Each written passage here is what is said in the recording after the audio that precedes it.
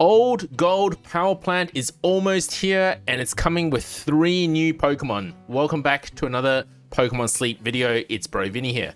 Today we'll be covering the information we have about this new area. We'll be looking at the event information we have related to this area's release, and also we'll be taking a look at the limited information we have on the 3 new Pokemon. And finally, some tips for you guys as to which area to go to for the old gold power plant event. By the way, well done to whoever made this art. I think it looks amazing. I wonder if these are made by the developers or they've got an artist on the side for this. First, some general information about the new area. It will be released on the 2nd of October at 3 PM. Now note that this is in the middle of the week, so if you want to go to this area early, you will need to spend an easy travel ticket.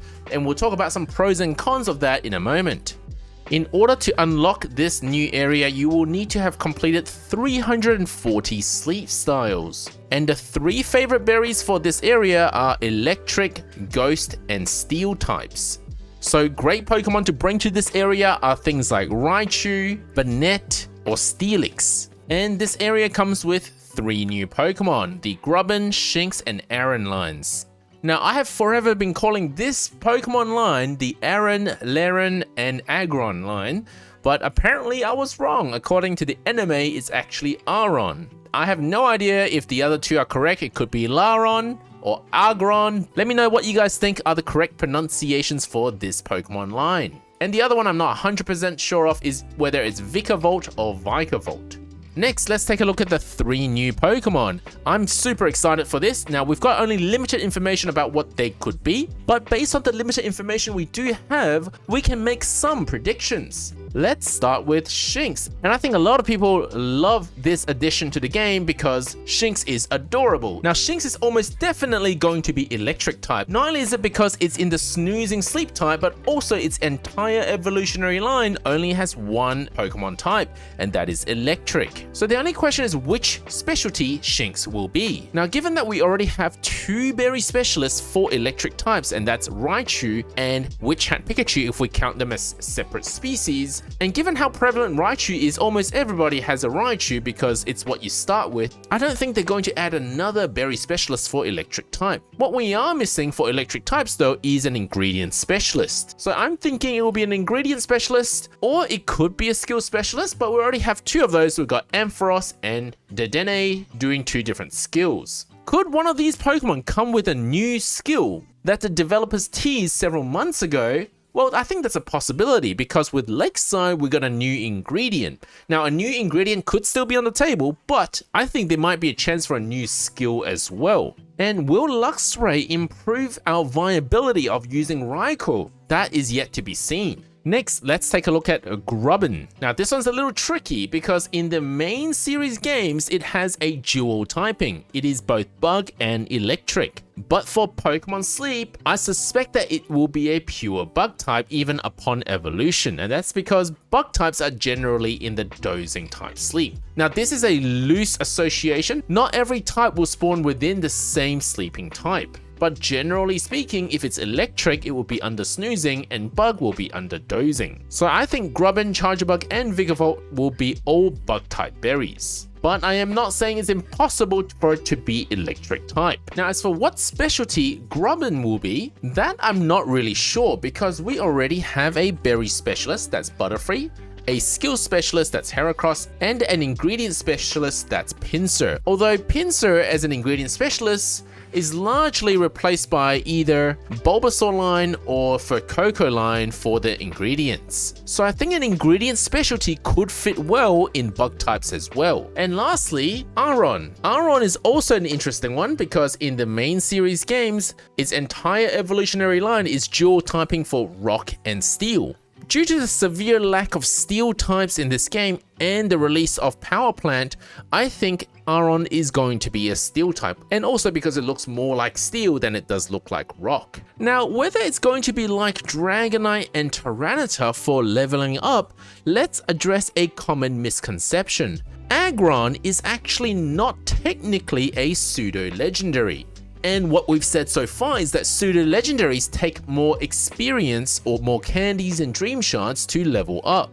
Now, pseudo-legendary is actually a fan-made term. It doesn't actually exist inside of any of the Pokemon games as far as I'm aware. So to be totally fair, Pokemon Sleep doesn't have to follow any rules regarding what is pseudo-legend and isn't. This fan-made term requires that a pseudo-legendary have a base stat of 600 in the main series games. It also needs to be a 3-stage evolutionary line, which Aron is, and it needs to be a slow leveling up Pokemon like Dragonite and Tyranitar. But Aron does not have a 600 base stat, it has a 530 base stat, so by base stats it's a bit worse than the actual pseudo-legendaries. Now, one side note here is that in the Japanese communities, there is a different term for this type of Pokemon. They're called the 600 Club, largely meaning the same thing, but there are some exceptions. 600 Club meaning that they have a base stat of 600, but they're not legendary or mythical Pokemon. And I think that's a more specific way of defining Pokemon. But then what happens is some Pokemon such as Archaludon, who doesn't have a 3-stage evolutionary line, is part of the 600 Club.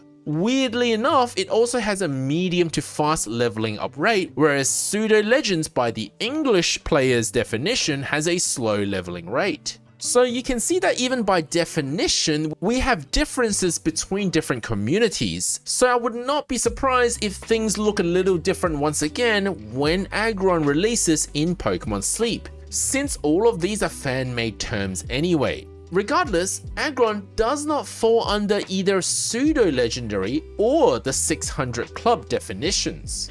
So that's gotta be good news, right? That means that Aron shouldn't cost a lot to level up. Well, apparently that's not necessarily the case, as I found out today. In the main series game, Aron actually has a slow leveling rate just like Dragonite and Tyranitar, despite not being a pseudo-legend. So does that mean that when it releases in Pokemon Sleep, it might be like Tyranitar and Dragonite and have a more expensive leveling up progression? Apparently, that's still not necessarily the case, because many other Pokemon belong in the slow leveling up rate Pokemon group who aren't pseudo-legendaries, and things like Abomasnow, Arcanine, Aron, all of these are under the slow leveling group. So that just means that I have no idea whether Aron is going to be like Tyranitar and Dragonite in terms of their leveling up. But if Aron were to release like those two pseudo-legendaries, I suspect it might actually be an ingredient specialist just like Tyranitar and Dragonite, and perhaps even a self-healing one just like the other pseudo-legendaries. Regardless, if it does happen that Aron will be a Pokemon that costs more to level up, we might have to adjust our player's definition. Previously, we would say pseudo-legendaries cost 1.5 times more experience to level up, and legendaries cost 1.8 times the experience to level up, but now we have to include Aron into the pseudo-legendary group, which isn't technically true. We will just have to wait and see what actually happens when Aron releases. But the other reason why I think Aron will be an ingredient specialist is because we currently already have a berry specialist Steelix for Beluberry, and we have a skill specialist for cooking power up that is Magnezone. So Aron will either cover ingredients or cover a different skill. The third part of this video, and this is the important part, we're going to cover the event involving Old Gold Power Plant's debut. For this event, you must pick either Green Grass Isle or Old Gold Power Plant, otherwise none of the event bonuses will apply. It is a 2-week event starting on October 7th. Now note that Power Plant actually releases before the October 7th, meaning that there's about a half a week that you can spend at Power Plant. Maybe you can use it to raise the area bonus before the actual event starts. So you can enter the event starting with a 5% area bonus at Power Plant. Now to do that though, you do need to spend an easy travel ticket on the 2nd of October in order to travel to Power Plant on its release. Do be aware that that means you'll reset your Snorlax's strength and rank, but the advantage is I suspect you will be able to catch the 3 new Pokemon earlier if you happen to encounter them. Of course, during the 2-week event, you actually have a higher rate of encountering them, so whether you feel it's worth going to Power Plant early, well, that's totally up to you. I did see one person suggest in the comment section that you can potentially not use a travel ticket to go to Power Plant, and the trick is to not play the game between Sunday and Wednesday of this week, so that when the game thinks that you finally finished your last session from the previous week, you can just use that end of week changeover to go straight to Power Plant. Of course, that means you lose 3 days worth of sleep sessions as well as resources and so on. So whether you think that's worth it is up to you. Now, if you are doing this strategy where you're entering Power Plant early, because most of the week you'll be spending with low drowsy power, it may be worth considering running overstacking techniques or other techniques so that you can carry all of your strength over to the event week. Other strategies like meal prepping or expand pot can also be used in order to boost your event drowsy power. And I think it might be worth raising your drowsy power as much as possible if you are going to Old Gold Power Plant, and that's because our area bonus there will be 0%. So if you want a higher number of spawn count, you'll probably want all the help you can get. Now, during this event, you'll be able to complete 2 weeks worth of missions. The first week's missions will be able to be completed within the second week of the event. As you can see, there are 14 days that you can complete the week 1 missions and 7 days to complete the week 2 missions. Within these missions, there will be rewards, including the 3 new Pokemon's incenses to help you catch more of them.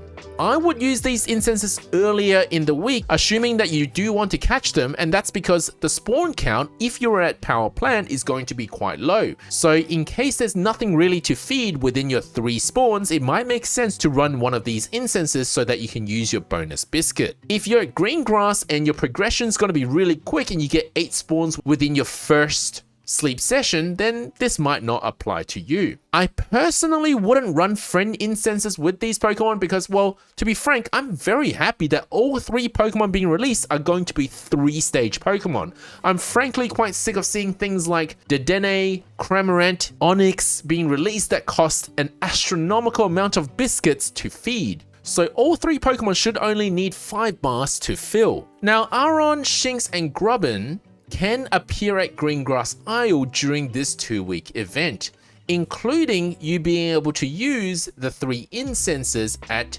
Greengrass during this period. In fact, you'll be able to use those incenses for 1.5 weeks longer than the event itself. I guess it's just in case that you finished the event and forgot to use your incenses and you actually haven't unlocked Power Plant, so then you'll still be able to use those incenses. But after this date, the 31st of October, you'll no longer be able to use those incenses at Greengrass Isle. You'll have to wait until you unlock Power Plant in order to use them. Regardless, all 3 new Pokemon will only be available at Greengrass for this limited 2-week period.